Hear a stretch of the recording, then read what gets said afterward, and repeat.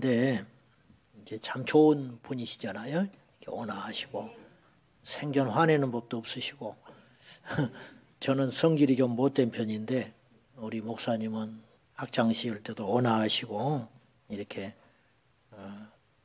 참 좋으신 분이셨습니다. 이렇게 부족한 저를 불러주셔서 성회를 하게 돼서 큰 기쁨으로 생각합니다. 자, 여러분 세상이 많이 변했지요. 변했는데 좋은 쪽으로 변하면 상관이 없는데 물론 이제 발전한 것처럼 보여요. 먹고 살기 좋아졌고 옛날에는 자가용도 많지 않았고 또 목욕탕에도 제대로 가지를 못해가지고 명절 때 1년에 한두 번 그래가지고 때가 막 끼어가지고 그래서 오죽하면 학교에서 양호 검사를 했더니 그죠? 그래서 이렇게 툭 하면 손 이렇게 내밀으라고 그래가지고 막 터가지고 그러면 두들겨 맞고 요새는 상상할 수 없지요. 손 더럽다고 두들겨 맞았어. 자기 손이야? 내 손인데. 그래가지고 우리는 강가에 학교가 있어가지고 막 손이 너무 때를 안 미니까 세수도 않고 다니는 애들도 있고 해가지고 여기만 그래도 좀 보여요. 여기부터는 시커매. 옷을 벗으면. 그래가지고 빨간 내복 벗어놓으면 시커멓고 뭐 옷을 빨 수도 없고 빨아도 짤순이가 없어가지고 빨래에다가 널어놓으면 얼다 녹다 해서 한 일주일은 말려야 겨울에는 외투 입고 그러지 않았어요? 그래 놓으니까 뭐 단벌 신사에다가 양말, 저는 어머니 맨날 양말 깁고 있는 거 그것만 기억이 나요. 그렇게 힘들게 어렵게 살았는데 지금은 사는 것이 이렇게 좋아졌습니다. 수도꼭지만 틀면 뜨거운 물이 펑펑 쏟아지고 제가 학창시절 때 예수님을 만났는데 저는 교회를 안 다녔어요. 우리 집안도 안 믿었고 그러니까 저는 구원은커녕 목사도 될 수 없는 사람입니다. 객관적으로. 그리고 교회를 아주 싫어했던 사람이고 교회를 싫어하고 이 복음을 방해했던 사람이 사도 바울처럼 예수를 믿게 됐다면 그리고 목사가 됐다면 제가 잘난 게 아니고 뭔가를 발견한 거예요. 그죠? 사람이 그냥 변하는 게 아니거든요. 여러분 이 자리에 그냥 온 게 아니에요. 첫째는 하나님의 은혜지만 둘째는 우리만 발견한 뭐가 있는 거예요. 그래서 이 시간에 오는 거예요. 우리가 오란다고 올 사람입니까? 가란다고 갈 사람들이 아니거든. 그렇지 않아요? 그럴 사람들이 아니야. 그러니까 우리가 뭔가를 발견하고 뭔가를 선택해가지고 우리 마음이 움직여서 그것이 손과 발을 움직여가지고 행동으로 여기까지 온 거라고요. 그게 마태복음 13장 44절에 나와요. 어떤 농부가 밭을 갈다가 보화를 발견한다고요. 저는 이 이야기가 이 마태복음 13장 전체가 천국 이야기거든요. 잘 안 믿으려고 하고 못 알아들으니까 예수님이 쓰는 방법이 있었는데 비유를 이야기를 많이 하셨어요. 이만큼 귀하다. 이만큼 무섭다. 이만큼 중요하다. 이제 이런 이야기를 하시려고 비유를 가져와서 이야기하시거든요. 천국은 이와 같으니 그러면서 이제 천국에 대한 비유를 여러 개 이야기하시는 중에 어떤 이야기를 하시냐면 어떤 농부가 밭을 갈다가 보화를 발견했다는 거예요. 이거는 있을 수 있는 일이에요. 그 당시에. 왜 그러냐면 옛날에는 마땅치 않으니까 자기의 재산이나 보화를 땅에 묻어놔요. 자기 땅에다가. 그러니까 이 사람이 전쟁터에 나가서 죽어버리든지 갑작스럽게 유언을 못 남기고 죽어버리는 수가 있다는 거예요. 그러면 후대가 몰라요. 그러면 이제 그것이 묻혀지고 그 다음에 주인이 바뀌고 하다가 어느 날 발견되는 일이 있다는 거예요. 그러면 문제는 발견되면 발견된 사람의 것이 되는 게 아니고 그 밭의 주인 것이 되는 거예요. 그러니까 이 사람이 머리를 쓰느라고 그걸 얼른 붓습니다. 그리고는 집으로 쫓아가요. 그리고 성경에 분명히 기록되기를 다 팔아 그렇게 써 있어요. 자기의 전부를 다 판 거예요. 왜냐?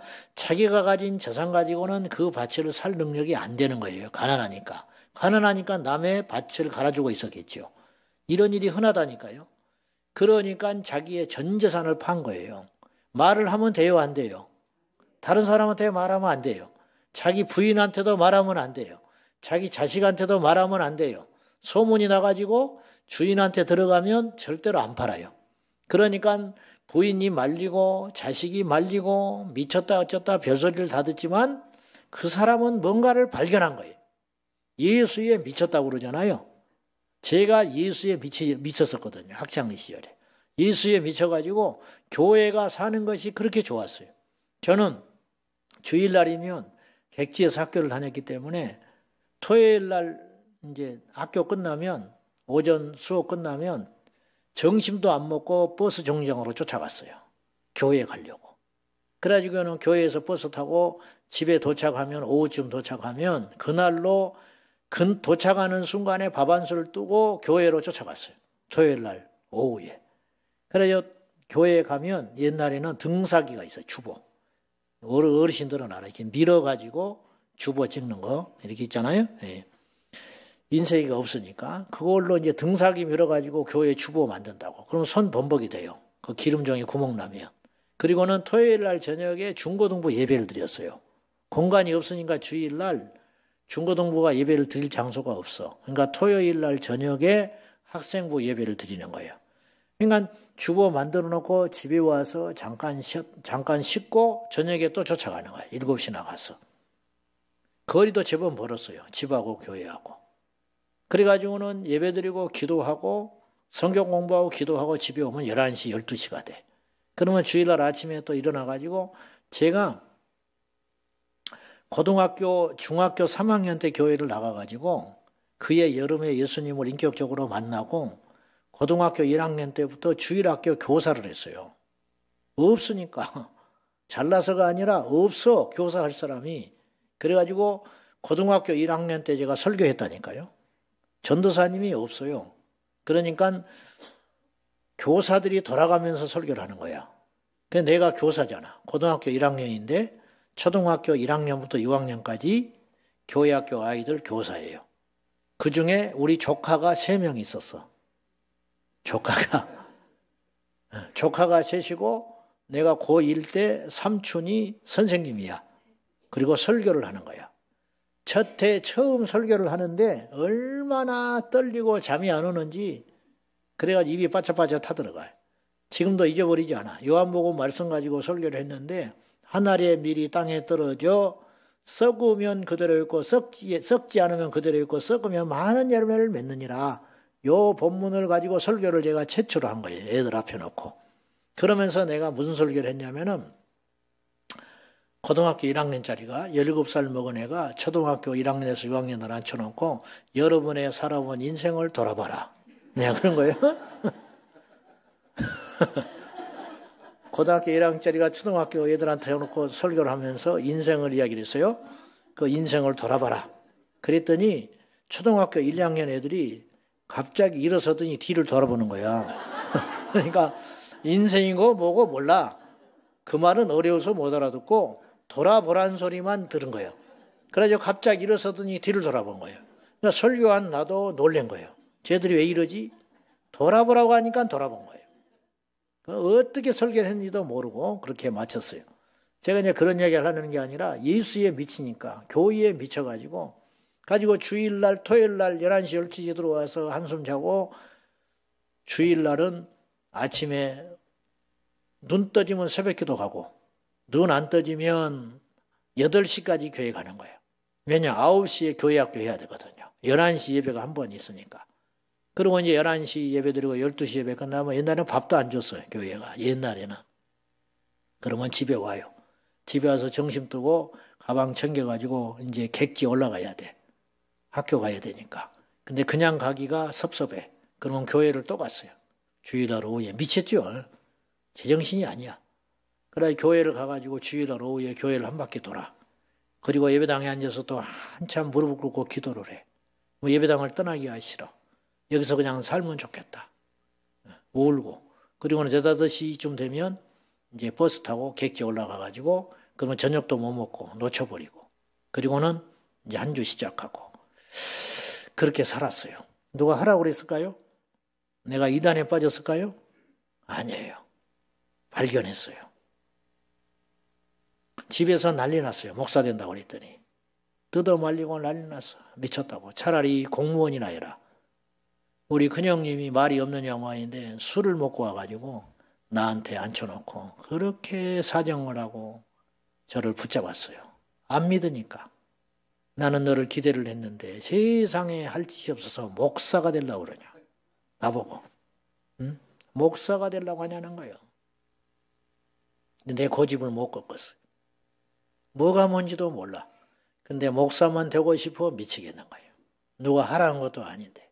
집에서 한 명도 좋다는 사람도 없는데. 그래가지고 이제 목사가 된다고 하니까는 신학교를 가야 되는데 어디를 가야 되나 아무것도 몰라요. 주변에 가르쳐준 사람도 없어. 그랬더니만은 장신대를 가야 된대. 우리가 통합측이라. 그래서 그때 이제 내 운명이 결정된 거예요. 근데 제가 입시를 볼 때는 정기가 있고 후기가 있고 그랬어요. 근데 장신대가 후기야. 그래서 이제 집에서 또 유혹이 들어왔어. 우리 어머니부터 형님들이 야 정기 떨어지면 정기 일단 봐라 시험을. 봐가지고 떨어지면 하나님 뜻으로 알고 후기를 가거라. 그러는 거예요. 예수도 안 믿는 사람들이 또 하나님 뜻이라고 그래. 나보다 믿음이 더 좋아. 합격하면 그냥 하나님 뜻이라고 알고 떨어지면 하나님 뜻으로 알고 후기 가라는 거예요. 그런데 내가 그렇게 가기는 싫었어요. 하나님께 드리려면 전부를 드리는 것이지 합격하면 가고 떨어지면 거기를 가고 그건 아니다. 정기 안 봐버렸어요. 온갖 욕을 먹어가면서 그래서 정기를 안 보고 고집을 피우고 후기를 봐서 겨우 들어가가지고 이렇게 됐지요. 저는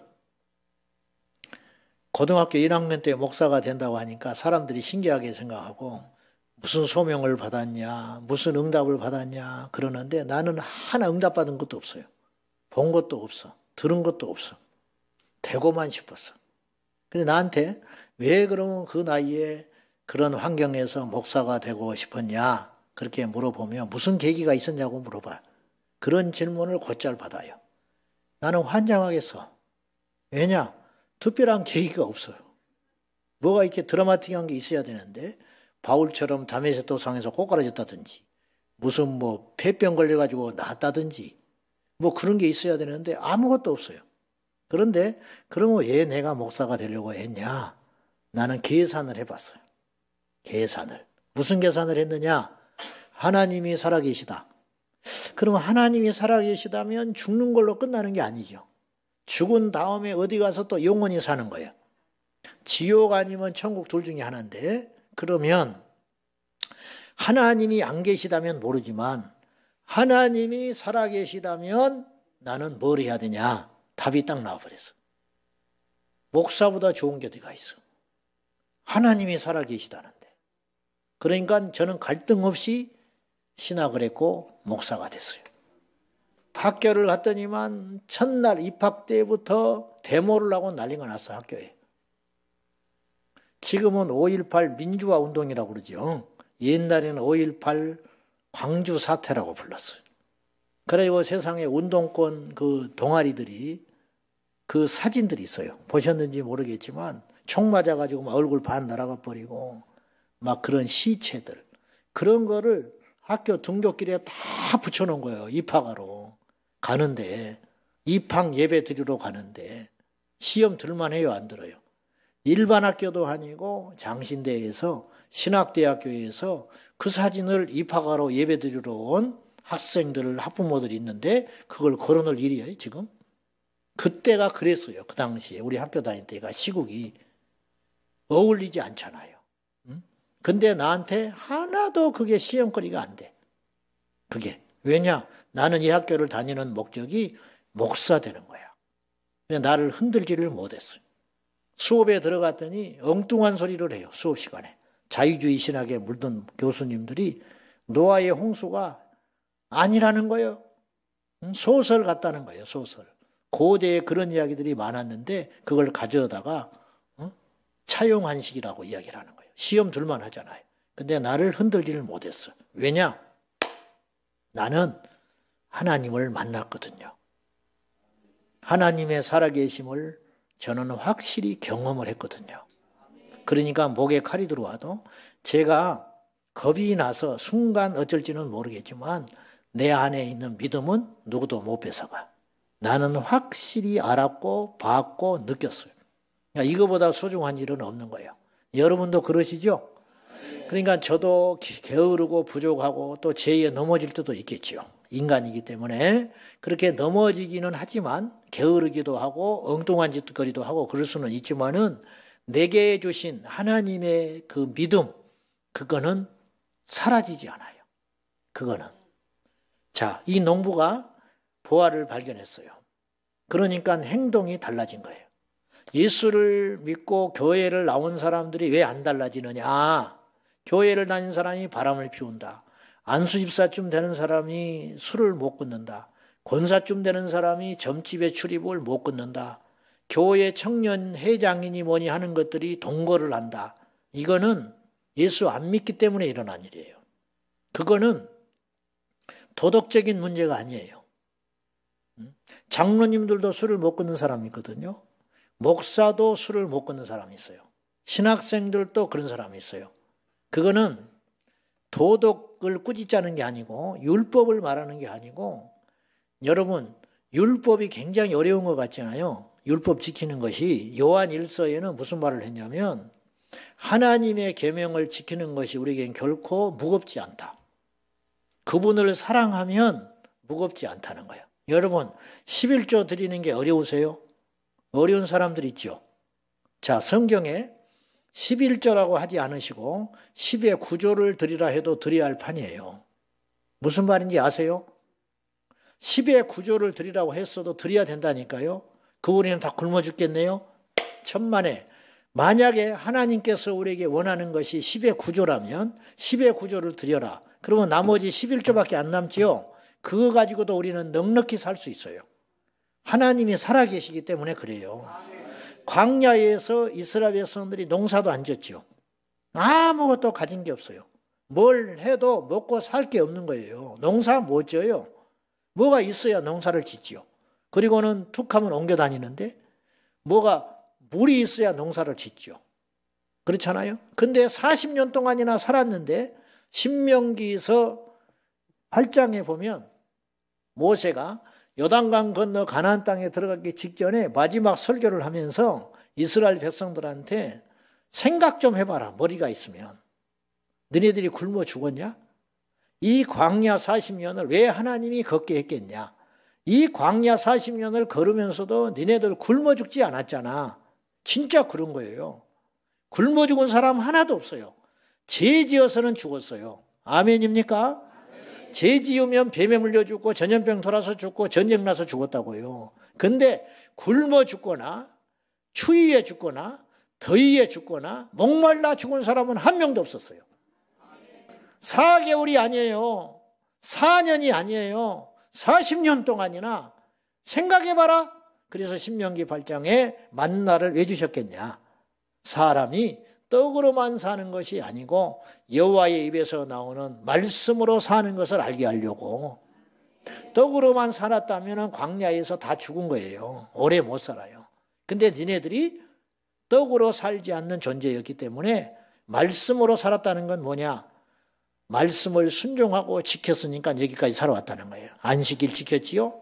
범죄하면 속죄제사 드렸지요? 율법을 지켜왔지요? 그래서 너네들이 지금까지 살고 있는 거야. 지금 우리도 마찬가지예요. 여러분 성경을 읽어보면 나타나는 기적들이 믿어지기는 하는데 오늘날은 안 일어날 것 같은 생각이 드는 거예요. 물어봅시다. 광야 이스라엘 백성들이 40년 살 때가 어려울 것 같아요? 지금이 어려울 것 같아요? 뭐가 지금이 어려워?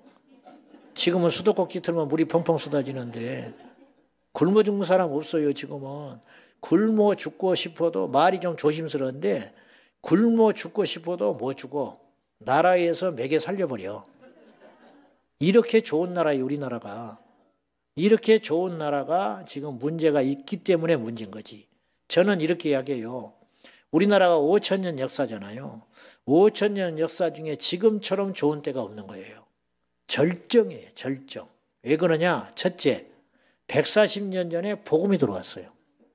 그러니까 아무리 먹고 살기 좋고 태평성대라도 복음이 들어오지 않으면 그건 저주의 땅인 거예요. 근데 복음이 들어왔잖아. 그러니까 예수를 믿을 수 있는 기회가 있는 거예요. 여러분, 사람이 지옥을 가는 이유는 두 가지입니다. 못 믿거나 안 믿거나.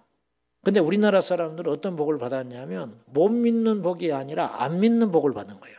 이것도 복은 아니지만 믿으려면 믿을 수 있다 이 말이에요. 이 말은. 북한에서는 못 믿어요. 믿고 싶어도 못 믿어. 아니, 믿음이 뭔지를 몰라. 옛날에 그분이 돌아가셨을 거예요. 복음 전도 폭발 굉장히 많이 하는 그 집사님이 계셨어. 이재명. 그이가 이재명이네 보니까. 아이고 저 어찌 이름이 그렇게 똑같은지 모르겠네. 그 이재명 집사가 책을 썼거든요. 내가 그분의 간증을 직접 들어봤는데 내가 전도 폭발 훈련 받으면서 내가 굉장히 감동을 받았어요. 그분이 예수에 미쳤어. 굉장히 강팍하고 강한 사람인데 그분이 밭에 묻힌 보화를 발견한 거예요. 어느 날.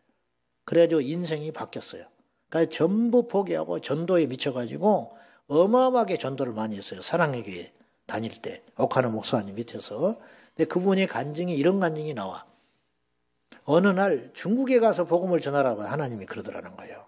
근데 지금이야 뭐 그렇지만 옛날에 중국이 그 살벌할 때 그 막 문이 닫히고 복음을 마음대로 못 전할 때였어요. 오래전 일이에요.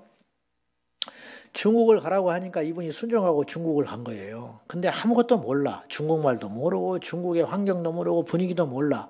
그러니까는 그냥 길거리에서 노방전도를 한 거예요. 굉장히 위험한 일을 한 거거든요. 모르니까. 근데 길거리에서 누구한테 예수를 전했는데 그 사람이 공산당원이었어. 중국에 가면 공산당원들이 있어요. 어리숙하고 그냥 할머니 같은데 공산당원은 굉장히 공산당원 이런 사람들은 굉장히 무서운 사람들이에요. 사실은. 근데 공산당원을 길거리에서 만나가지고 예수를 믿으라고 복음을 전한 거야. 예수 믿으라고. 그랬더니만 이 사람이 하는 말이 예수가 뭐냐고 그런 거예요. 우리나라에서 예수를 믿어라 하면 예수가 누구냐 그러면 이 사람은 놀리는 거예요. 희롱하는 거야. 전도 못하게 하려고. 근데 그 당시 수십 년 전에 중국에 가가지고 길거리에서 예수 믿으라고 하니까 이 사람이 예수가 뭐냐고 그러는 거. 뭘 알아야 믿는 거 아니냐는 거예요. 그러면서 이렇게 말했어. 예수가 먹는 거냐 그랬어. 예수가 먹는 거냐, 입는 거냐, 씻는 거냐. 모르니까.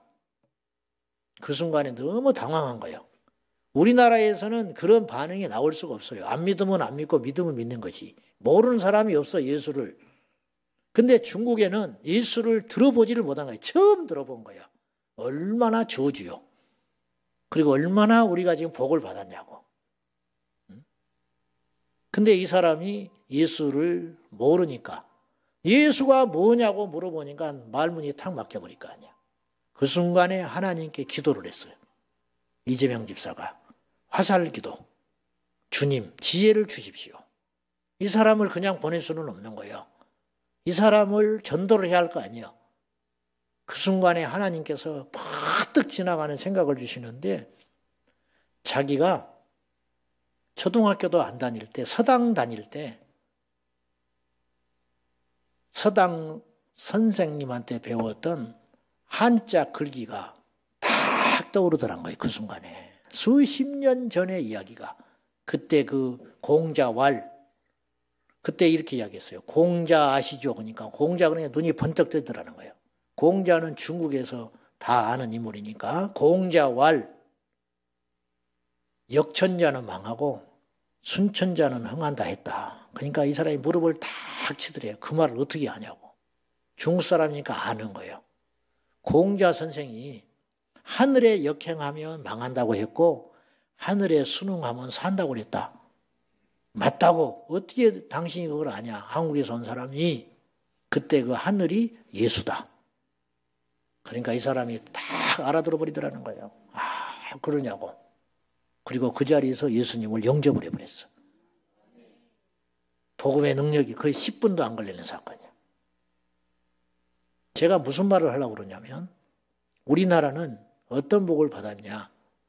예수를 믿을 수 있는 복을 받은 거예요. 두 번째는 우리는 이러쿵저러쿵 해도 일단 자유의 시대에 살고 있어. 세 번째, 먹고 사는 게 해결됐어요. 이렇게 풍요롭고 좋은 때가 5,000년 역사 가운데 없었어요. 그리고 전쟁이 70여 년간 안 일어났어요.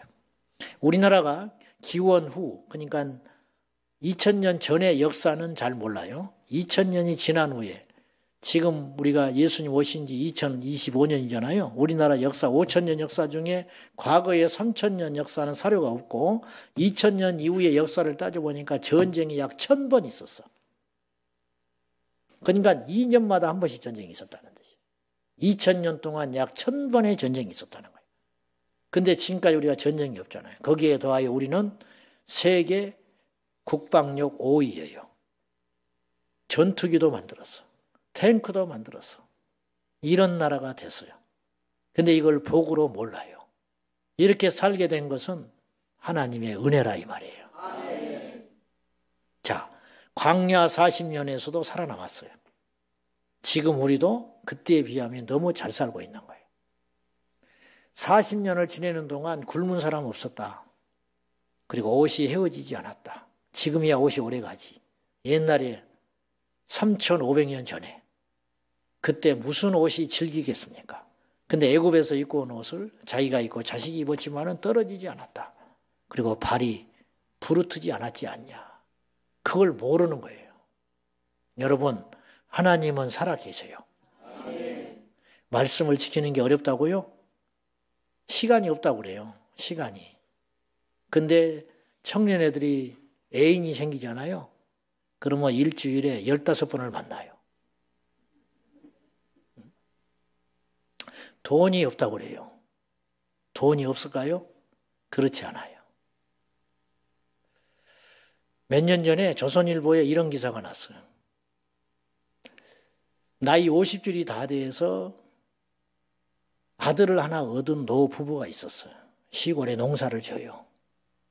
근데 이놈이 잘 컸어요. 그래서 대학을 갔어. 70줄이 다 됐죠, 부모들이. 대학을 보내놔서 서울에 객지 가서 혼자 방을 얻어서 사는데 어느 날 전화가 안 돼, 아들놈이. 아무리 전화해도 전화가 꺼져 있대. 속이 타들어가. 어떻게 됐을까? 어떻게 됐을까?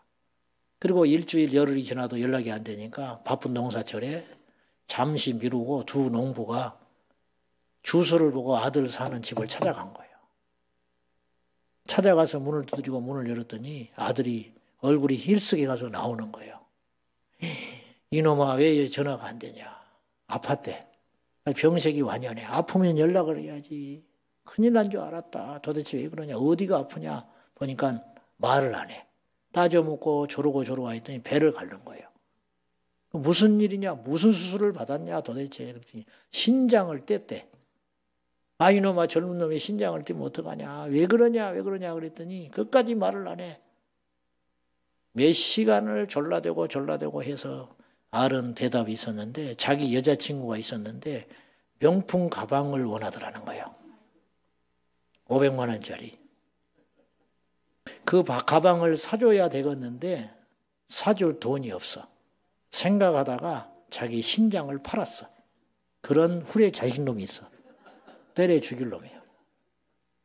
응? 신장을 팔아서 자기 여자친구한테 가방을 사준 놈이 있었어. 그게 신문에 난 적이 있었어.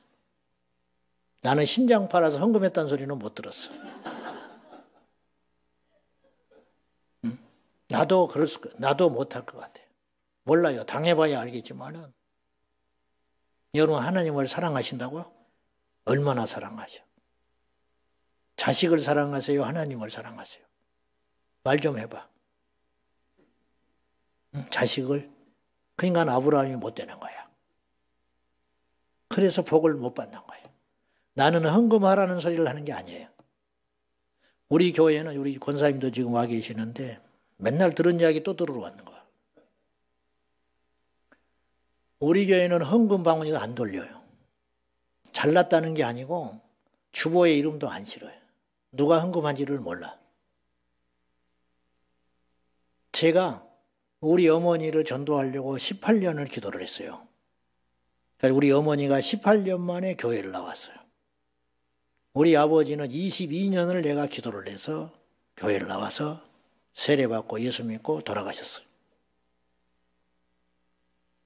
그런데 우리 어머니가 내가 교회를 가자고 띵강을 놓고 울고 밥을 안 먹어버리고, 내가 밥을 안 먹어보던 적도 있었어요. 교회 안 나오면. 근데 그때 상황이 우리 어머니가 교회를 나올 수 없는 상황이었어요. 장사를 하고 있어서. 주일날 시골교회 예배가 한 번 있다고 그래요. 11시. 그때가 제일 손님이 많이 올 때예요. 그리고 대단한 식당도 아니기 때문에 사람을 두고 있는 식당도 아니었어요. 혼자 해야 되니까. 혼자 먹고 살아야 하니까. 아버지는 남봉꾼이었고 가정을 안 돌보니까. 자식은 7이나 낳아서 못 키운 거 제대로 못 가르치는 게 한이 맺힌 분이고. 그러니까 이제 그렇게 악착까지 살았어요. 손에 구정물에 항상 묻히고.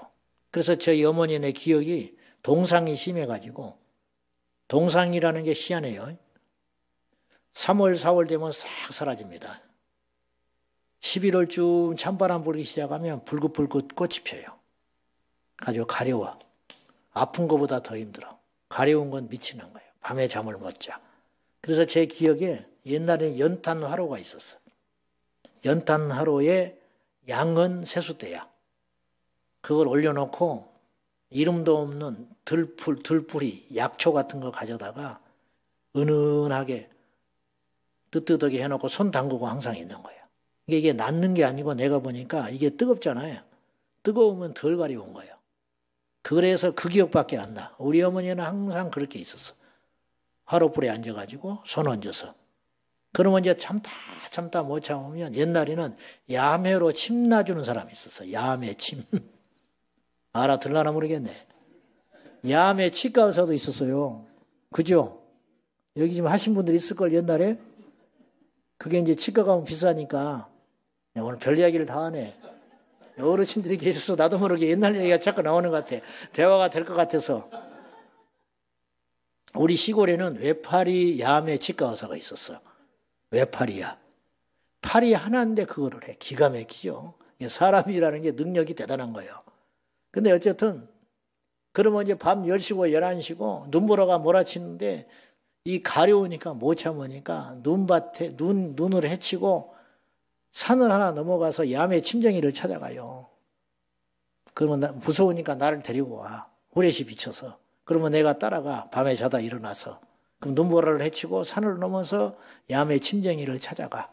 그러면 그 사람이 옛날에 사기 그릇을 깨가지고 침을 만들어서 여기다가 툭툭툭 놔줘. 숟가락으로 때려가지고. 그거 알아요? 야, 참. 나보다 나이가 많으신데 모르네. 그걸 사기침이라고 그래. 사기를 친다고 해서 사기가 아니라 사기 그릇을 깨가지고 돌도끼처럼 소나무가지에다가 명지실로 묶어가지고 날카롭게 여기다가 놓고 숟가락으로 탁 때리면 피가 툭툭 튀어나와. 근데 기가 막힌 게 소독을 안 해도 덫이 안 나. 그 사기 그릇으로 하면. 그리고 이거 계속 다른 사람도 놓은 거 아니에요. 옛날 같으면 난리 났지. 요즘 같으면.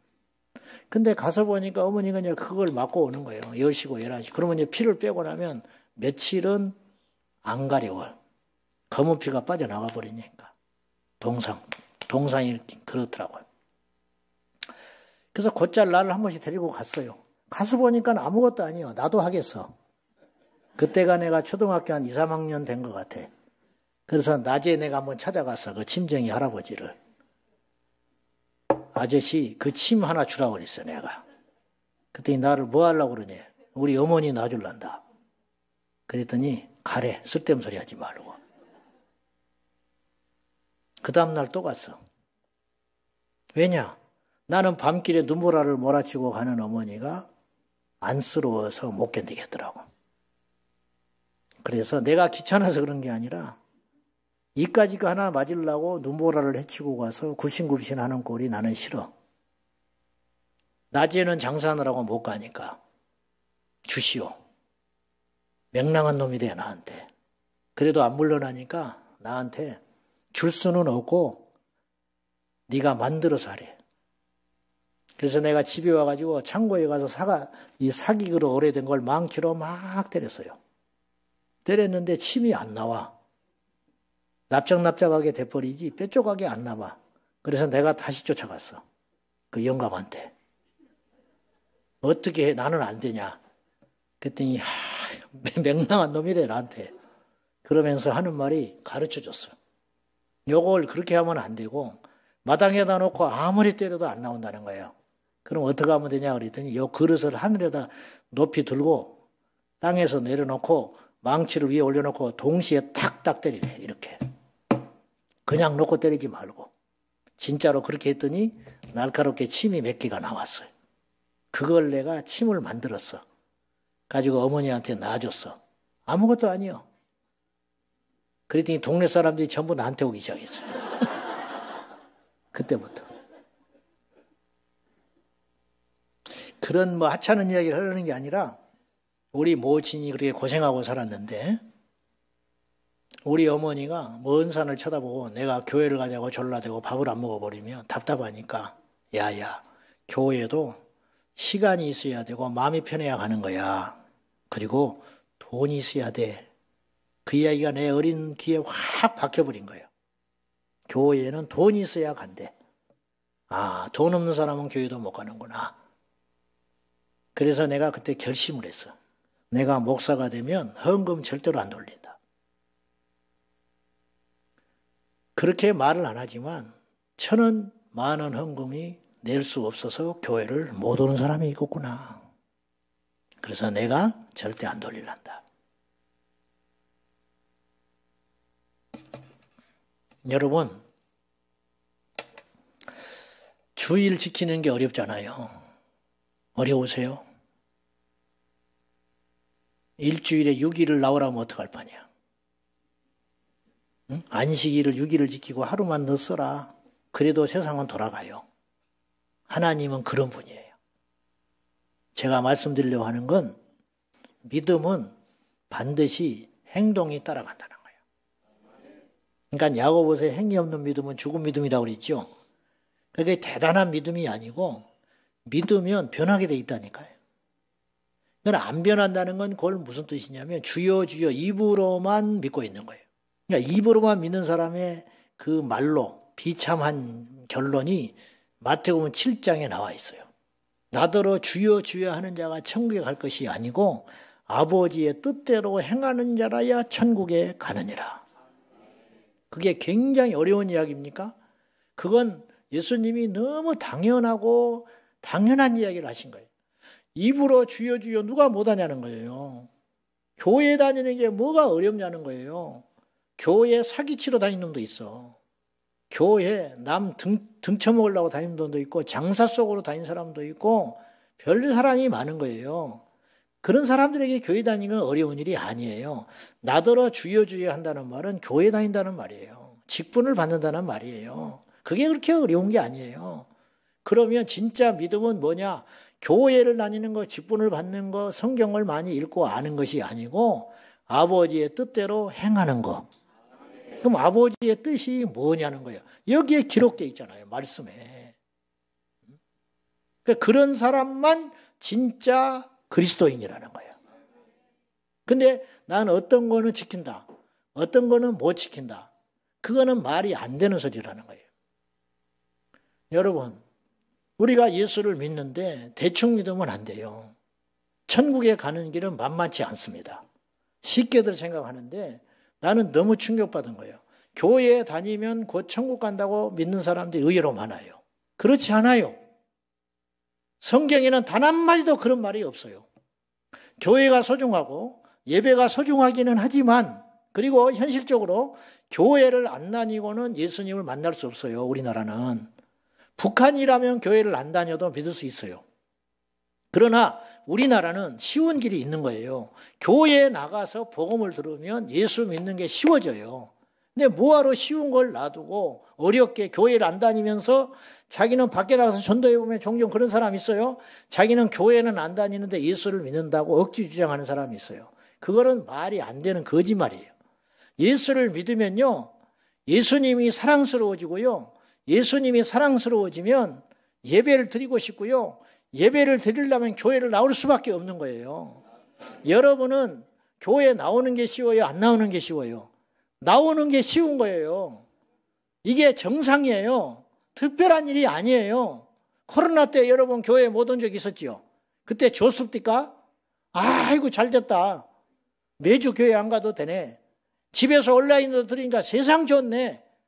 진작 이럴 걸. 앞으로도 이러면 좋겠어. 그런 사람은 한 명도 없는 거예요. 정상적인 예수쟁이는. 전부 슬펐고 눈물이 났고 답답했고 세상에 이게 무슨 난리냐. 그렇잖아요? 왜 그래요? 예수를 믿었기 때문에 그런 일이 벌어지는 거예요. 베드로전서 1장 8절에 너희가 예수를 보지 못하였으나 사랑하는도다. 베드로가 편지를 보내면서 그 당시 편지를 받는 그리스도인들이 예수님을 본 적이 없는 거예요. 자기는 봤어요. 옛날에. 그렇지 않습니까? 순교하기 전에 베드로가 예수를 믿는 유대인들 중에 편지를 보내면서 첫 번째 편지를 보내면서 너희가 예수 믿는 사람들이에요. 유대인으로서 예수 믿고 복음으로 변화된 그들에게 편지를 보내면서 너희가 예수를 보지 못하였으나 사랑하는도다. 맞아요. 그리고 너희가 보지 못하였으나 믿고 보지 못했는데 믿고 있다는 거예요. 그리고 말할 수 없는 영광 가운데 기뻐하니 이는 너희가 믿음의 결국 곧 영혼의 구원을 받음이라. 이게 무슨 말이냐면 거꾸로 이렇게 표현하면 돼요.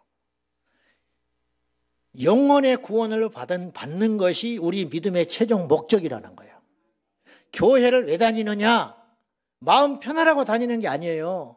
마음 편하려면요 교회 안 다녀도 돼요. 자식 교육 시킨다고 교회 오는 사람이 있어요. 자식 교육 시키려면 학원 보내는 게 나아요. 친구 사귀려고 교회 오는 사람이 있어요. 경로당에 가세요. 경로당에. 교회는 그런 것이 아니라는 거예요. 교회에 나오는 목적은 뭐냐면 예수님을 믿기 위함이에요. 예수님을 왜 믿어야 되냐? 예수를 믿어야 영혼이 구원을 받기 때문이에요. 구원을 왜 받느냐? 구원을 받아야 천국 간다니까요. 그러면 예수님 믿고 구원받아 천국에 간 사람들은 아직 가지 않았지만 표가 나요. 그 표가 나는 게 뭐냐면 베드로전서 1장 8절이라는 거예요. 뭐냐? 예수님을 본 적도 없는데 우리가 보지 못했죠. 예수님 본 사람 있어요? 없어요. 우리가 예수님 어떻게 봅니까? 승천해서 가셨는데 우리는 보지 못해요. 보지 못했는데 그분을 믿고 있잖아요. 이게 기적이라. 보고도 안 믿는 사람이 많거든요. 근데 보지 않고 우리가 믿고 있어요. 그리고 또 그분을 사랑한다고 그래 곧잘. 심지어는 그분을 위해 죽는 사람도 있어요. 주기철 목사님, 손양원 목사님이 보지도 못한 예수님을 믿고 죽었어요. 바본가요? 아니에요. 그 이유가 뭔지 아세요? 죽을 만큼 사랑한 거예요. 보지도 못한 분을. 자식을 위해서 죽는 사람은 있어요. 자식을 위해서 간 떼주는 건 당연한 일이에요. 자식을 위해서 신장 떼주는 건 당연한 일이에요. 뉴스에도 안 나와. 남을 위해서 신장 떼주는 건 뉴스에 나와요. 왜냐? 그건 있을 수 없는 일을 했기 때문이에요. 근데 보지도 못한 예수를 죽겠다고 젊은이들이 줄 서 있어. 이슬람권에 가서 선교를 하는 사람이 있어요.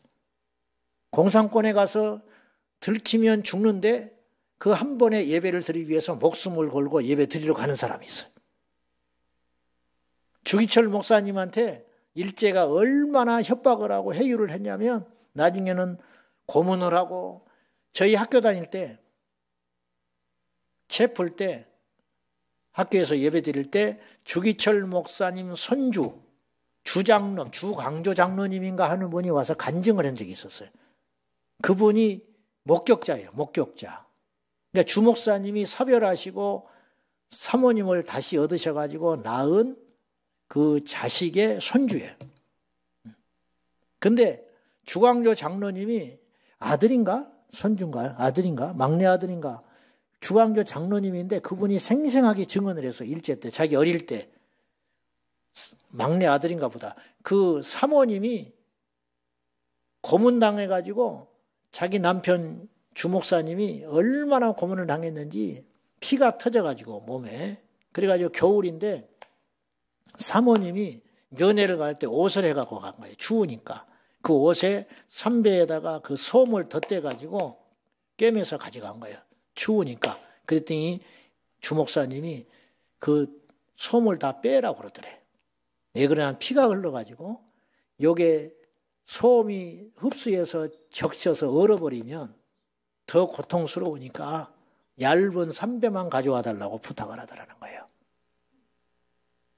그리고는 고문 받는 걸 보여주더래요. 일제가. 그 아들 앞에서. 주목사님을 거꾸로 매달아 놓고 방망이로 이쪽에서 탕 때리면 저쪽으로 갈 거 아니야. 그쪽에서 또 팡 때리고. 그리고도 낄낄거리면서 때리더니 의식을 잃으니까 눕혀놓고 책상 위에 눕혀놓고 이 주전자에다가 고춧가루를 풀어가지고 코에다가 집어 쏟아 부어버리더래. 그리고는 배가 불러오니까 배를 밟아버리더래요. 그러니까 이 몸에 있는 모든 구멍에서 고춧가루 물이 쏟아져 부수처럼 나오더래. 그걸 보여줬어. 근데 그때 사모님이 오열하고 울고 그 아드님도 울고 있는데 그때 그 아드님이 그때 장로님이 이렇게 이야기를 하더라고. 자기 생각에 자기 아버지가 마지막일 것 같더래. 어린 마음에도 보는 것이 마지막일 것 같더래. 그래서 거기서 큰절을 했대. 큰절을. 그리고는 돌아가시기 전에 주목사님을 풀어준 적이 있었어요. 사택으로. 왜냐? 마음이 약해져서 신사참배하라고. 그래서 기어서 사택에를 와서 사모님을 자꾸 두드리고 추운 날 찾으니까 사모님이 문을 안 열어줬어. 내 남편 주목사는 여기 올 사람이 아니라고. 감옥에서 죽어야 할 사람이 왜 와서 나를 부르냐고 문을 안 열어줬어. 울면서. 그리고 목사님이 그 뒤로 다시 돌아가서 감옥에 들어가서 순교했어요. 순교하기 직전에 주목사님을 택시를 불러다가 일제 순사가 택시를 태워주면서 석방이요 주목사 우리가 졌소. 그러면서 태우고 가다가 그러면 한 가지만 하면 풀어준다고 그랬어. 뭐냐고 그랬더니 가다가 차에서 내릴 것도 없어. 창문을 내릴 테니까 신사를 보고 고개 한 번만 까딱 가시오 그랬어. 근데 주목사님이 거절했어요. 그러고 돌아가셨어. 그분이 무엇 때문에 그랬을까? 예수님을 본 적도 없는데. 예수님의 제자들이야 예수님을 봤기 때문에 순교를 한다지만 예수님을 그렇게 사랑한 거예요. 무엇 때문에? 말씀을 지키기 위해서. 우상숭배하지 마라 그러니까. 사모한테 버림받고. 무엇 때문에 그러냐는 거예요. 영혼의 구원을 받았기 때문이에요. 그러니까 말로 주여줘하는 건 쉬워요. 저부터서. 설교하는 게 어려울 것 같아요. 우리 성도님들은 맨날 바쁜데 고생한다고 그래. 기도를 많이 해요. 큰일 난다고 쉬라고 그래. 설교하는 것보다 듣는 건 더 힘들어. 나도 들어보니까 굉장히 힘들어. 듣고 있는 게. 설교를 길게 하면 때려 죽이고 싶어. 그런데 설교하는 게 어려운 것 같지만 듣는 것도 힘든 거예요. 근데 진짜 힘든 거는 그대로 사는 거예요. 근데 누가 진짜냐? 어디에서 기적이 일어나느냐? 어디서 열매가 있냐? 어디서 상급이 있냐? 그대로 살아야 된다 이 말이에요. 자, 지옥을 믿습니까? 왜 대답이 없어요? 아니 정확히 답해 보세요. 여러분 구원 받으셨어요? 잘 모르겠죠? 솔직히 말해봐. 받은 것 같아? 받았어요? 받은 것 같아요? 증거가 뭔데? 교회에 나오는 거요? 교회에 나오는 거 쉽다니까? 빚쟁이도 교회는 나와 빚 받으려고. 자식 때문에 나온다니까요. 그러니까 제가 볼 때 진짜 믿음은 마태복음 7장, 고린도전서 3장에 나왔듯이 공력이 불이 타면 그리고 파도가 치면 모래 위에 세운 집은 무너지는 거예요. 겉은 멀쩡하지만 반석 위에 세운 집은 안 무너져요. 나무로 지은 집이 있고 풀로 지은 집이 있고 은금으로 지은 집이 있고 보석으로 지은 집이 있는데 나무로 지은 집, 풀로 지은 집은 불이 나면 타버린다. 몰라, 속을 아무도 몰라. 그런데 불이 나도 버티는 이유는 뭐냐? 그 재료가 금, 은으로 지었기 때문이라. 이게 진짜 집이라는 거예요. 바울이 예수님과 비슷한 말을 한 거예요. 똑같은 집이다. 그러나 풍랑이 일어서 파도가 치면 모래의 집은 지은 집은 무너져 버린다. 그러나 반석 위에 세운 집은 무너지지 않는다. 믿음은 사람이라는 건 진짜 친구는요. 어려움을 만나봐야 알아요. 어려움을 만나봐야 한다고. 진짜 친구는. 그렇듯이 믿음도 환난을 만나봐야 알아요. 어떤 선택의 기로점 그때 가보면 나오게 돼 있어요. 그건 절대 못 속여. 베드로가 주님을 위해서 죽고 싶었어요.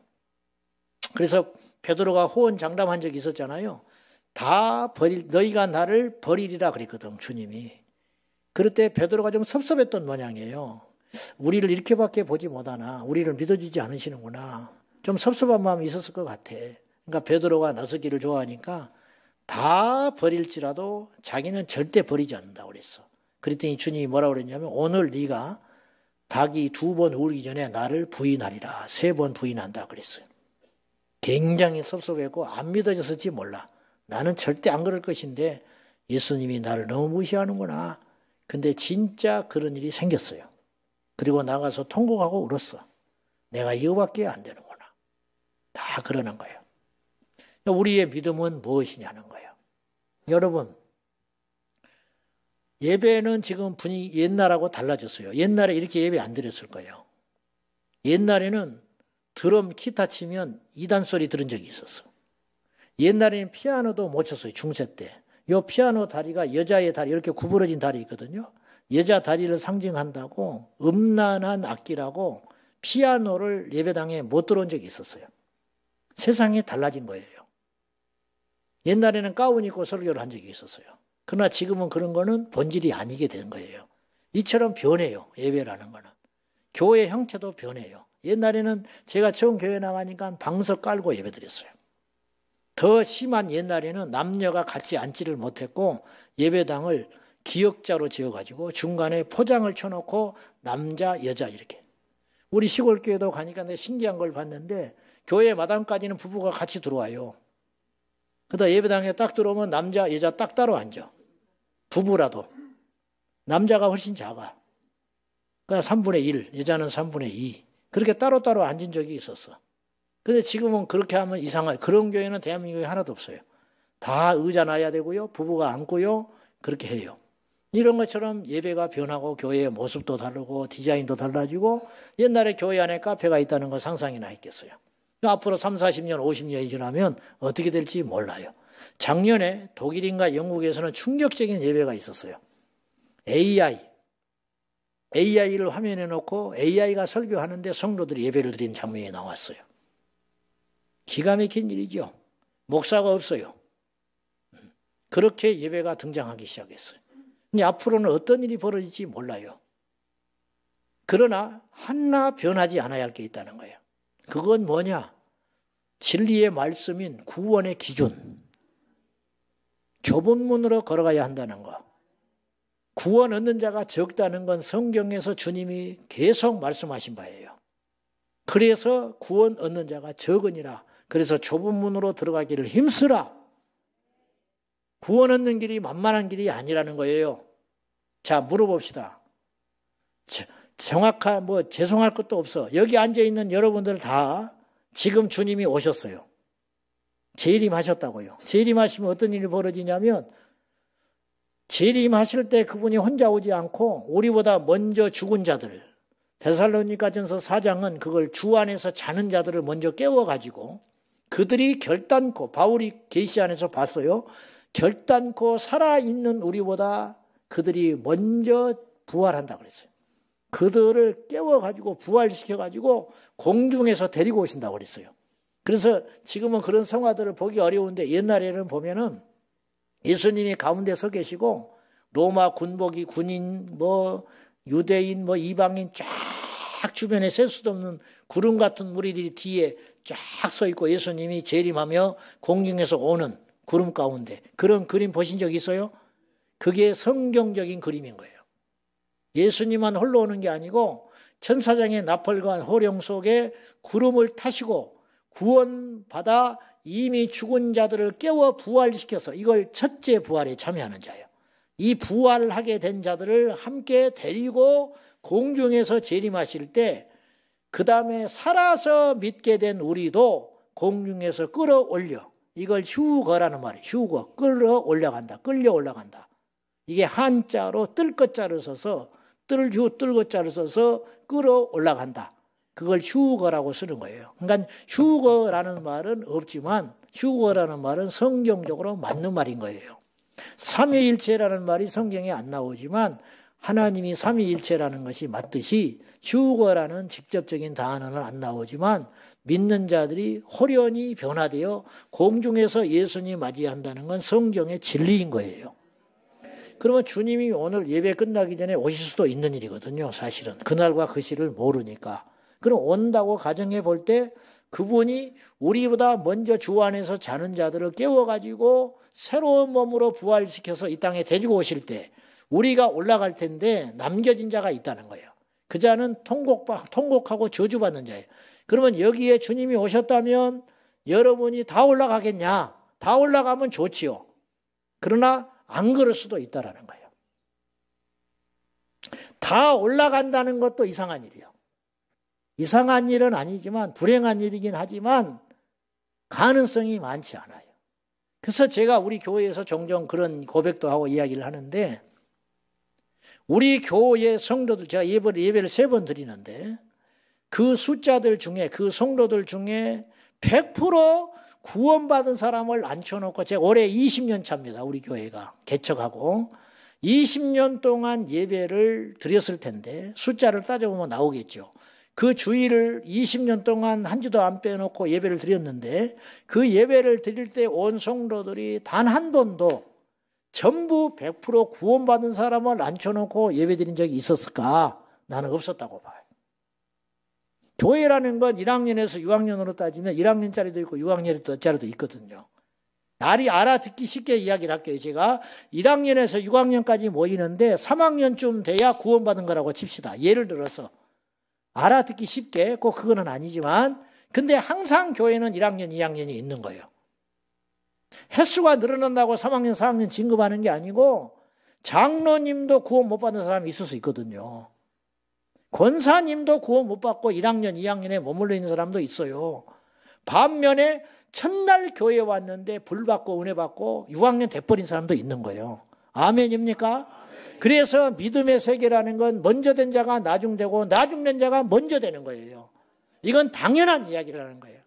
교회를 오래 다니는 게 좋기는 하지만 모태신앙이 좋은 일이기는 하고 복받은 일이기는 하지만 모태신앙이라고 해서 구원받는 게 아니고 교회를 오래 다녔다고 해서 구원받는 게 아니고 예수를 3대 믿었다고 해서 예수 구원받는 게 아니고 목사 자식이라고 해서 구원받는 게 아니다 이 말이에요. 우리나라 유명한 동성애 연예인이 있어. 홍머시라고. 그 사람은 교회를 다녔던 사람이에요. 그 사람의 자기 이모가가 누군가 목사예요. 어릴 때 교회 다녔어요. 그러나 그는 저렇게 됐어요. 스탈린은 신학자였어요. 신학생. 믿어지세요? 스탈린, 소련의 독재자. 수백만을 학살한 스탈린이 신학생이었다고요. 교회만 다닌 사람이 아니고. 마르크스가 신학생이었어요. 김일성은 교회학교를 다녔어요. 어릴 때. 그의 모친 강반석 교회 집사였어요. 어릴 때 김일성이를 끌고 교회를 갔어요. 근데 김일성이 어릴 때 보니까 자기 엄마가 가짜야. 교회만 다녀. 그래서 어린 김일성의 눈에도 한심한 거예요. 그래서 어느 날 물었어. 주일날 교회를 끌고 가는 엄마한테 엄마는 교회 왜 가냐고 물어봤어. 그 말은 뭐냐? 당신 가짜다 그 소리거든. 엄마는 교회를 왜 가냐는 거예요. 믿지도 않으면서. 그랬더니 교회 가서 잠자기가 좋다 그랬어. 무슨 말이냐면 옛날에 시집살이 하면서 농사일이 바쁘니까 농사는 지키시고 주일날은 교회 가는 것이 허용이 되니까 김일성이 들이고 교회 다니는 거예요. 한번 역사의 가정은 없지만 참 불행한 일인데 강반서희가 진짜 예수쟁이였다면 김일성이는 안 나오는 거예요. 무슨 말인지 아세요? 한 사람이 그렇게 중요한 거예요. 지금 차별금지법 통과시키고 교회를 겁박하고 이 세상을 어지럽히는 그런 무리들 중에 상당수가 교회 집사예요. 안수 집사고. 민주당의 박모 찬대라고 있어. 김모 민석도 있고 그 사람들이 안수 집사들이에요. 김민석 씨는 신길교회 안수 집사고 박찬대는 부천에 있는 교회 안수 집사예요. 인천? 제가 그 목사님하고 통화를 했어요. 왜 통화를 했냐? 작년에 무슨 일이 있었어요. 아주 민주당의 도움을 좀 요구해가지고 인권위원장 임명할 때 반대하니까 저한테 연락이 왔어. 그래서 수소문을 해보니까 그이가 다니는 교회 목사를 내가 아는 사람이에요. 그래서 내가 전화를 해서 좀 도와주시오. 그분이 신실한 장로님이니까 꼭 돼야 되니까 반대만 말아주게 해주라. 민주당에서. 알겠대. 근데 그게 안수집사가 맞냐 그랬더니 부모도 교회 다닌대 자기 교회. 근데 지금은 그 사람은 안 나온대 교회를. 아니 안수집사가 왜 교회를 안 나온다냐 그랬더니 지역구가 바뀌었어. 그러니까 옛날에는 그 교회 자기 교회가 지역구가 자기 지역구였어요. 근데 지역구가 개편되면서 자기 지역구가 다른 데로 넘어간 거예요. 그러면 주일날 교회를 안 나고 뭐 한다냐 그랬더니 주일날은 여기저기 다닌대. 성당에도 갔다 교회도 갔다 절에도 갔다. 표밭 다지느라고. 그냥 거듭나지를 못한 거예요. 아쉽게도. 저는 함부로 그분을 이렇다 저렇다 말하고 싶지는 않아요. 이게 이 시대의 비극이에요. 가짜들이 많아서 비극이에요. 우리나라 역대 대통령 중에 장로들이 여럿 있었어요. 알다시피. 장로라고 많이 찍어줬어요. 근데 아세요? 그때가 더 군목이 숫자가 줄었다는 거 아세요? 이게 비극이라. 가짜들 때문에 그러는 거예요. 낱말할 것 없이 우리는 진짜냐? 여러분 교회를 왜 다니세요? 멋부리로 다닙니까? 그날에 많은 사람이 나에게 이르기를 마태복음 7장에 내가 니네들을 다 지옥 간다 그랬더니 억울하다는 거예요. 우리가 왜 지옥 가냐고 막 달라들었어 예수님한테. 우리가 주의 이름으로 귀신을 쫓았습니다. 거짓 선지자들이. 내가 주의 이름으로 귀신을 쫓았고 능력을 행했습니다. 근데 내가 왜 지옥을 갑니까? 그랬더니 주님이 단칼에 이렇게 말하셨어요. 너희를 도무지 알지 못한다. 불법을 행하는 자들아. 여기서 불법을 행한다고 그랬어요. 그건 뭐냐면 법대로 안 믿었다. 누가 그렇게 믿으라 하더냐. 여러분 큰일 납니다. 우리 식대로 믿으면 큰일 나요. 저 사람이 저렇게 믿는다고 해서 믿으면 큰일 나요. 어떤 교회가 이렇게 믿어서 요새 사람들이 많다고 해서 그렇게 믿어가면 큰일 나요. 성경대로 믿어야 돼요. 이 성경대로 믿는 믿음의 기준이라는 건 한 번도 바뀐 적이 없어요. 그러니까 2000년 전에 예수 믿기 어려울 때도 그렇게 믿어야만 천국 갔다면 지금 편한 시대에도 그렇게 믿어야 천국 갈 수 있는 거예요. 이해되시죠? 천국은 좁은 문이에요. 할 거 다 하고 놀러 다 다니고 할 말 다 하고 그렇게 하면서 가는 나라가 아니라는 거예요. 말씀대로 살기 위해서는 우리가 핍박도 겸하여 받으면서 구원받는 거예요. 여러분은 다 구원받으셨어요? 여러분 어떤 교회는 1000명이 모이는데 100명이 천국 가는 교회가 있고 100명이 모였는데 50명이 천국을 간다면 주님이 볼 때는 100명 모인 교회가 훨씬 큰 교회예요. 나는 자격도 없고 부족하지만 너무 걱정이 돼. 이 나라에 천국 갈 사람이 얼마나 될까? 예수님이 누가복음 18장에 불의한 재판관과 한 여인에 대한 비유를 이야기하시면서 억울한 일을 만난 이 여인이 불의한 재판관 앞에 가서 막 쫓아다니면서 기어이 응답받는 이야기. 그래서 항상 낙심하지 말고 기도하기를 비유로 이야기하신 게 나오거든요. 그때 말미에 그 이야기 끝에 주님이 이런 말을 하셨어요. 그런데 인자가 올 때에, 다시 올 때, 재림하실 때 세상에서 믿음을 보겠느냐. 지금 주님이 세상의 말세가 될수록 진짜 믿는 사람이 적다는 거예요. 노아의 홍수가 났을 때 방주를 한 80년 이상 지었어요. 그 왜냐하면 500살 때 주님이 한탄을 해요. 이 세상을 쓸어버려야겠다. 그리고 자식 셋을 줬어요. 노아에게 세 자식을 주고 그리고 나서 홍수가 일어날 거니까 방주를 지으라고 미션을 줬어요. 그러니까 이렇게 크기로 지어라, 3단으로 지어라, 역청을 안팎으로 칠해라, 뭐 이런 걸 가르쳐 주시잖아요. 그리고는 600세 되던 때에 비가 40일 밤낮을 땅 속에서부터 위아래에서 퍼붓었어요. 위에 있는 물 갖고 부족하니까 밑에 있는 지하에서 물이 터져서 온 세상을 물로 적셨어요. 그래가지고는 이제 온 세상이 물에 잠기게 됐는데 1년 동안. 그러면 대충 내가 왜 80년이라고 그러냐면 아들을 낳고 방주를 짓기 시작했거든요. 그러면 20살 때쯤 됐을 때부터 지었을 것 같아, 내 짐작에. 100년은 절대 안 넘는 것이고, 그래서 아들 셋과 함께 방주를 약 600세 홍수 날 때까지 80여 년을 지는 동안에 소문이 났겠어요, 안 났겠어요? 처음에는 몰랐겠지. 지금이야 뭐 하루아침에 다 소문 났겠지만 그때만 해도. 그러니까 입에 소문을 타고 와서, 그리고 친구들이 와서 이야기도 하고 말리는 사람도 있었을 것이고 정신 나갔다는 사람도 있었겠고 별 사람이 있었을 거예요. 그리고 술 먹으면서 안주 삼아서 씹어대면서 노아라는 놈이 헷가닥 해가지고 방주를 짓는데 무슨 놈의 방주를 왜 짓냐 그랬더니 무슨 신이 진노해가지고 이 땅을 멸한다고 비를 내린다고 해서 방주를 미리 짓는다고, 미친놈도 그런 미친놈이 없다고 그러면서 또 아들놈이 뭐 배에 짓다 떨어져서 다리가 부러졌다고 그러고 막 별소리가 다. 이게 믿음이라는 건 현실이에요. 그게 간단한 일이 아니에요. 그냥 막 천사가 와서 지어준 게 아니에요. 노아의 식구 8명이 지은 거예요.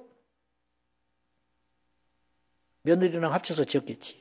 그리고 짓다가 그러니까 점점 이제 방주가 윤곽이 잡혀졌을 거 아니에요. 어마어마하게 큰 배거든요. 130m 길이거든요. 길이만.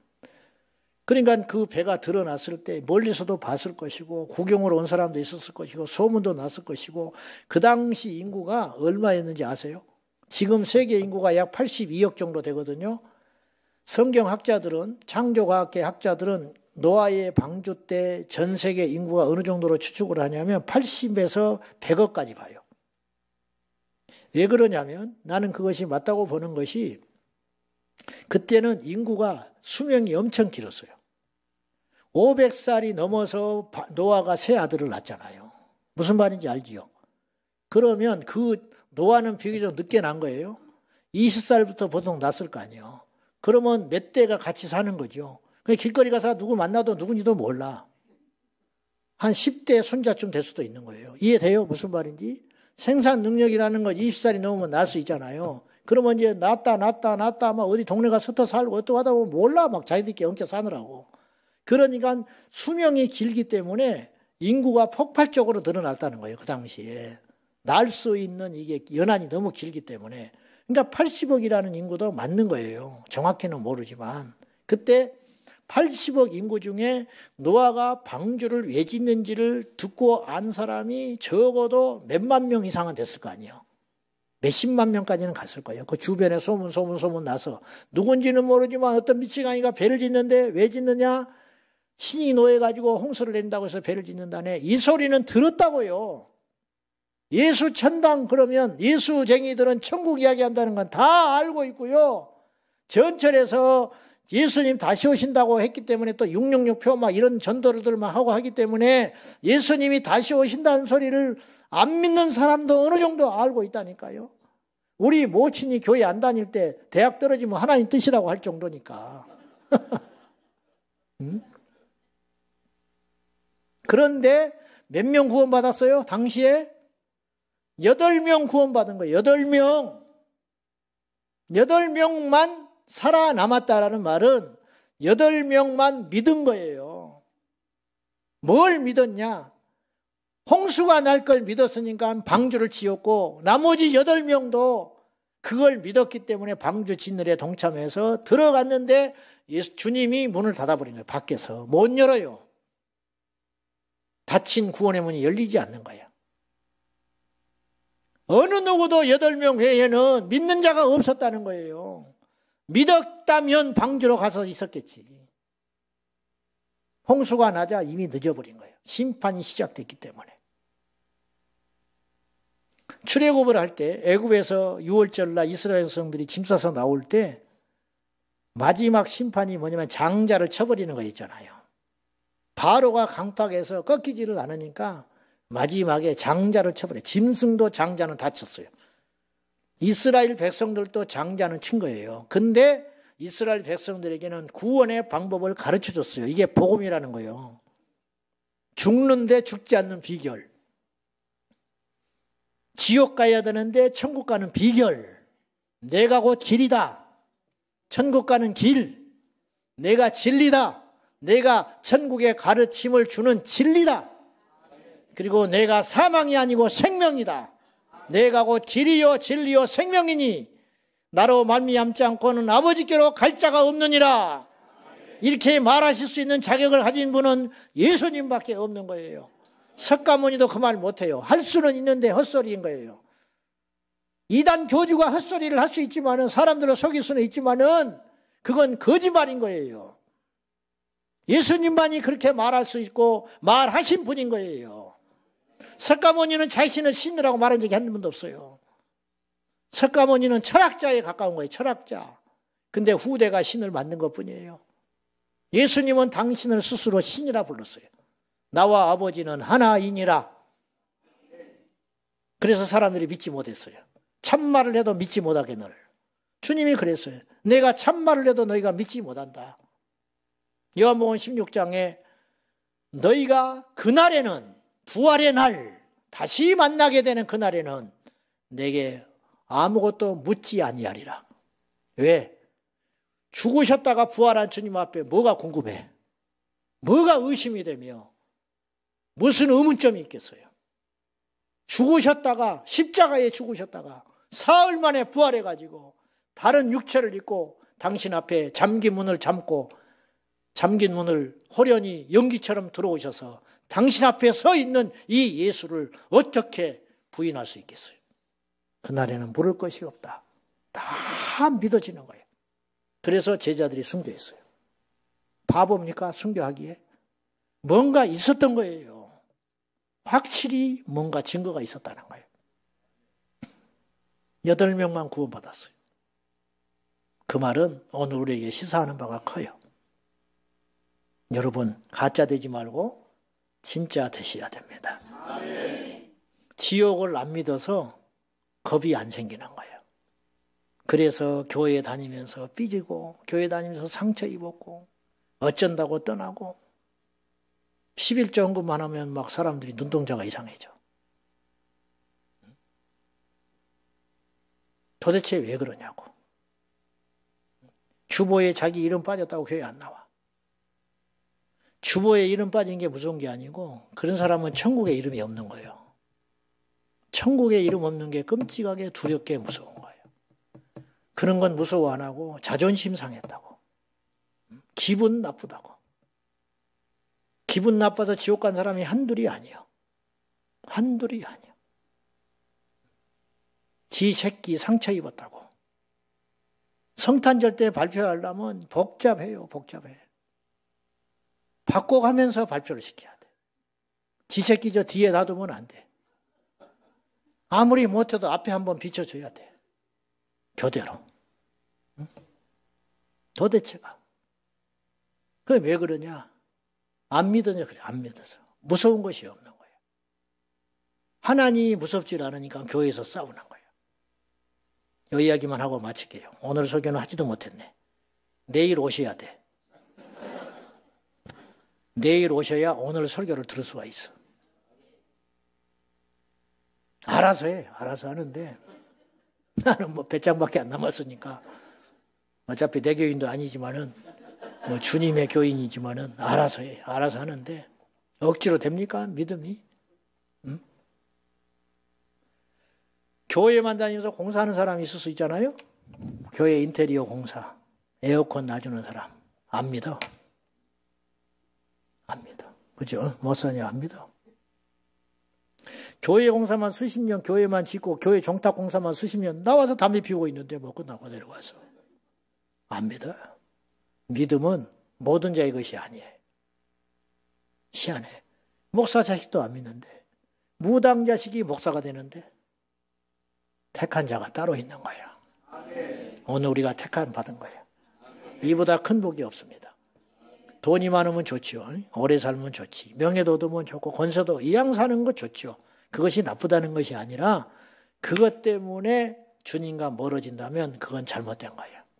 비록 그것이 없다 할지라도 예수를 믿어서 천국 갈 수 있는 믿음을 가졌다면 대박난 인생인 거예요. 큰 복을 받은 거예요. 큰 복. 어마어마한 복을 받은 거예요. 여러분. 의심하는 자가 되지 말고 믿는 자가 되셔서 여러분 안 믿으면 나만 손해인 거예요. 알아서 하시는데 강요할 거는 없어. 강요할 건 없는데 믿어지는 게 최고의 복이에요. 그래서 믿음은 하나님의 선물이라. 그러구나. 믿음은 하나님의 선물이라. 의심하는 자가 되지 말고 누구를 위해 교회 다녀주지 마세요. 목사님을 위해서 다녀주지 마 제발. 안 나가면 전화하니까 귀찮으니까 목사님 힘내라고 나오는 사람도 있어. 목사님 힘내세요. 우리가 있잖아요. 응? 하트 뽕뽕 보내면서 목사님 힘내라고 교회 다니지 말고 나를 전도해 준 사람 저 사람 때문에 다니지 말고 내 영혼을 위해서 잘 생각해 봐요. 니고데모가 생각을 깊이 해봤어. 그랬더니 자기가 거듭나지를 못한 거야. 다시 말해서 거듭났다는 말 자체도 예수님 만나기에는 못 들었는데 이대로는 안 될 것 같은 생각이 드는 거예요. 바리새인이거든요. 사내들인 공회인 중에 한 사람이거든요. 금식을 일주일에 2번씩 한 사람이에요. 바리새인이기 때문에. 율법을 다 지킨 사람이에요. 근데 지킬수록 허전해. 지킬수록 이상해. 하나님과 멀어지는 것 같아. 그러니까 더 몸부림을 치는데 꼭 소금을 먹듯이 먹으면 먹을수록 목이 말라. 그래서 어느 날 밤중에 혼자 체면 때문에 예수님을 찾아왔어요. 그리고 예수님 선한 선생님입니다. 하나님이 보낸 자가 아니라면 이런 능력과 기적을 할 수 없었을 텐데 당신 참 대단하십니다. 그랬더니 예수님이 뭐 그런 말을 하느냐 그렇게 하지 아니하고 바로 직진을 해버렸어요. 그 속을 꿰뚫어 보셨어요. 예수님 올 줄 알았지요. 이름도 아셨고 어떤 상황인지 아시잖아요. 주님께서 이 영혼의 상태를 딱 본 거야. 겉은 멀쩡해. 옷도 당신보다 잘 입었고 그리고 이스라엘 유대인들에게 존경을 받는 사내들인 공회인 중에 한 명이고 왕 바리새인인데 겉은 멀쩡하고 신사고 예의도 있잖아요. 정중하게 예수님께 다른 바리새인처럼 무시하지 않았어요. 그런데 예수님이 볼 때 그에게는 사망이 가득했어. 내가 진실로 너에게 이르노니. 진실로라는 말을 주님은 잘 안 하세요. 좀처럼 안 합니다. 성경 읽어보세요. 사복음서. 왜냐? 당신이 한 말이 다 진짜이기 때문에. 그리고 진실로를 한 번 붙일 때가 있고 2번 붙일 때가 있어요. 진실로, 진실로. 그건 중요하다는 말이고 생명과 관계될 때는 진실로를 2번 붙이셨어요. 구원의 문제에 있어서는. 내가 진실로, 진실로 너에게 말하노니 사람이 거듭나지 아니하면 결단코 하나님 나라에 갈 수 없느니라. 그러니까 니고데모가 알아들어요? 못 알아들어요? 못 알아들어. 거듭나야 된다니요. 거듭난다는 말은 born again, 다시 태어난다는 말인데 그러면 내가 한번 태어났잖아요. 그럼 태어난 내가 어떻게 다시 태어납니까? 이미 태어나 버렸는데 그럼 엄마 모태로 뱃속에 들어갔다 다시 나올까요? 이게 빈정거리는 말이 아니고 정말 못 알아듣는 거예요. 그러자 예수님이 너는 유대인의 선생으로 왜 못 알아듣냐? 이 정도는 알아들어야지. 성령을 못 받으니까 못 알아듣는 거예요. 우리가 아는 소리를 니고데모는 못 알아들었어요. 우리는 성령 시대에 살고 복음의 시대에 살고 눈이 열렸기 때문에 하나님의 은혜로 그 말의 의미를 알지만은 니고데모는 학자였고 대바리새인이었는데 우리보다 몇백 배 율법에 능한 사람인데도 불구하고 못 알아듣는 거예요. 우리보다 더 많은 기도를 했는데도 불구하고 성령이 없어서. 그래서 주님이 제차로 물과 성령으로 거듭나지 아니하면 하나님 나라에 결단코 들어갈 수 없느니라 그렇게 말하신 거예요. 거듭나는 건 하나님의 선물이에요. 우리 모든 성도님들이 오늘 거저가지 마시고 제발 예수님을 다시 한번 처음 그 자리로 돌아가서 내 믿음은 진짜인지 점검해 보시고 내일 이 자리에 여러분 온다고 장담 못해요. 나도 여기 온다고 장담 못해요. 하나님은 우리에게 정한 시간들이 다 있어요. 우리만 모를 뿐이야. 제가 옛날에 장안동에서 전도사를 할 때 권사님 한 분이 전도사를 할 때 저 예배당에 주일날 뒤에 저기 서가지고 들어오면 인사를 하는 주보 나눠주고 그런 걸 맡았어요, 내가. 근데 그 권사님은 특이하게 항상 한복을 입고 왔어요. 물론 한 30여 년 전 이야기지만 그때도 한복 입는 게 흔치는 않았어요. 부활절이나 헌신예배 때나 입지. 근데 이분은 매주마다 한복을 입고 오셨어. 깨끗하게. 그리고 사람은 여러분도 꼭 내일 또 내가 예언하는데 이 자리에 똑같이 앉을 겁니다. 여러분들. 희한하게 꼭 앉는 데만 앉아요. 우리나라 6만 개 교회가 다 그래. 항상 그 자리에 앉아. 그죠? 대한민국의 모든 교회가 그래. 2단도 그럴 거야. 내가 안 가봤지만은. 그런데 그러니까 그분도 딱 그 자리만 앉는 거예요. 한복 입고. 그러니까 표가 딱 나. 근데 어느 날 주일날 딱 들어오시는데 인사했어요. 주보 주고. 그리고 막 반갑게 악수하고 권사님 반갑습니다. 그리고는 들어갔는데 내 기억에 나가신 적이 없는데 자리에 없어. 분명히 그 앉아서 이렇게 고개 숙여 기도를 했는데 이상하다. 내가 느낌 이상해서 쫓아가 봤어. 갔더니 일찍 오시니까 예배 전에 기도하고 계시니까 옆으로 사르르 쓰러져 계시더라고. 뭔 일 있다. 그리고 딱 했더니 항문이 딱 열리면서 돌아가셔 버렸더라고. 그분이 입버릇처럼 예배 드리다가 간다고 그랬어. 기도 제목. 본인은 좋았는데 우리는 골치 아팠어요. 그런 기도는 하지 마. 내가 느끼는 게 뭐냐. 성도들이 다 복 있다고 그랬어. 정말 복 있다. 맞아요. 복은 받으셨어. 사람은 그렇게 순식간에 일어나는 거예요. 준비되셨어요? 휴거될 준비. 주님 만날 준비. 천국에 갈 준비. 그거 지금 하셔야 돼. 그래서 고린도후서 6장 1절에 보라. 지금이 은혜 받을 날이고 구원의 날이로다. 구원과 은혜는 오늘 받는 거예요. 오늘 은혜가 따로 있고 내일 은혜가 따로 있는 거예요. 오늘 못 받는 건 영원히 못 받는 거예요. 오늘 구원 못 받으면 다음에 와서 받으리라 천만에 그때까지 무슨 일이 있을지 몰라요. 지금 우리가 구원받고 지금 우리가 회개하고 지금 우리가 예수님 만나야 할 줄로 믿습니다. 돈 부리지 말고 못 부리지 말고 하나님 앞에 살려달라고 기도하는 나의 영혼을 살려달라고 우리 가족 영혼 살려달라고 방황하는 내 새끼 살려달라고 오늘 이 밤에 뜨겁게 기도하는 저와 여러분 되기를 축원합니다. 여러분은 진짜입니까? 진짜가 되어야 됩니다. 기도하십시다. 이 시간에 기도하실 때 하나님 내가 진짜가 되게 하여 주십시오. 교회만 다니는 교인 되지 않게 하시고 하나님의 자녀 되게 하여 주시옵소서. 교회 마당만 밟고 가는 자가 아니라 거듭난 하나님의 자녀 되게 하여 주옵소서. 다 같이 우리 주님 크게 세 번 부를 때 한번 따라해 봅시다. 주여, 주여. 더 크게 주여. 내 입을 넓게 열라 말씀하신 하나님, 너는 내게 부르짖으라 했으니 이 시간 부르짖어 기도하는 건 당연한 일일 것입니다. 다 같이 우리 주님 크게 세 번 부르고 주여 나의 영혼을 살려주십시오. 주여 우리의 가족의 영혼을 살려주시옵소서. 주여 이 나라 이 민족을 살려주십시오. 내일 대통령 선거인데 하나님이 원하는 자가 뽑혀지게 하여 주십시오. 이 나라 이 민족이 살게 하여 주시옵소서. 다같이 주님 세 번 부르며 간절히 기도하겠습니다. 주여 주여 주여. 살아계신 하나님 아버지, 내 영혼을 살려주십시오. 한국교회를 살려주십시오. 대한민국을 살려주시옵소서. 그리하여 우리 하나님께 영광을 돌리게 하여 주시고 이 나라의 민족이 살고 이 땅에 교회가 살고 이 땅에 백성들이 살고 이 땅에 자녀들이 살게 하여 주십시오. 나의 영혼이 살아나게 하여 주십시오. 장로요 목사요 집사요 권사요 성도가 아니라 하나님의 자녀가 되게 하여 주십시오. 아버지 하나님, 지옥의 멸망길로 가지 아니하도록 나의 영혼을 나무처럼 불쌍히 여겨주셔서 주여 나의 영혼을 구원하여 주십시오. 주여 나의 영혼을 살려주십시오.